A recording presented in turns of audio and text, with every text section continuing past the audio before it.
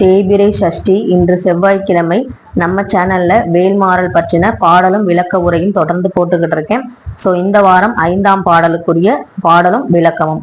பானைக்கை முகப்பட கரட மதத்தவன கச கடவுள் பதத்து இடும் நீ காலத்து மூளை தெரிக்க வரமாகும் திருத்தணியில் உதித்தருளும் ஒருத்தன் மலை விருத்தம் எனதுலத்தில் ஊரை கருத்தன் மயில் நடக்கு குகன் வேலே. வள்ளியாகிய அன்னை முருகனை மணமுடிக்கவே அவதரித்தவள். இவள் திருமாலின் ஆனந்த கண்ணீரில் பார்க்கடலில் பிறந்தவள். இவளை வள்ளி கொடியில் கண்டு எடுத்து வள்ளி என்று பெயரிட்டு குறவல் மன்னன் வளர்த்தான். இது ஒரு இடவாகு பெயர். பொருளாகு பெயர் என்னவென்று பார்க்க வேண்டும். வள்ளி என்ற பெண்பால் பெயருக்கு ஆண்பால் என்ன? வள்ளல் என்று சொல்லலாம். வள்ளி என்னும் அம்மை பெண்பால் என்றால் முருகன் என்ற தந்தை வள்ளல் அல்லவா?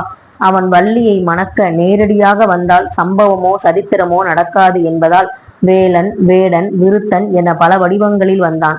அவ்வாறு அவன் முதியவர் வடிவத்தில் வந்தபோது தம்பிக்கு துணையாக அண்ணன் விநாயகர் யானை வடிவத்தில் வந்து வள்ளியை துரத்த அவள் வந்து முருகனை தழுவிக்கொண்டாள். அந்த விநாயகன் கஜமுகன் என்ற அரக்கனை வீழ்த்தியவன்.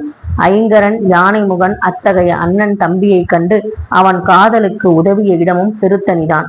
அத்தகைய திருத்தணிகை வேலன் திருவடியை நாமும் பிடித்தால் அவனுக்கு நாமும் பிடித்தவராவோம், நாமும் அவனை பிடித்தவராவோம்.